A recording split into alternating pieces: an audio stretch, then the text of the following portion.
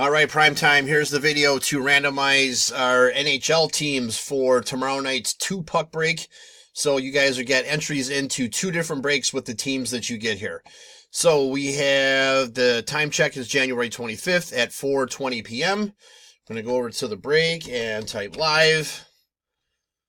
And we have January 25th at 4:20 p.m.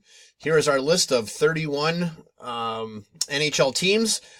There is a Vegas Golden Knight puck in here, so we are not going to refund Vegas on this one. So what we're going to do is randomize these teams, match them back to our entry list, and then that determines who gets what for tomorrow night's break. So we need a dice roll of 5 or higher. There's 8. All right, 8 times. Here we go. Good luck. 1, 2, 3, 4, 5, 6, 7, and 8. There we go.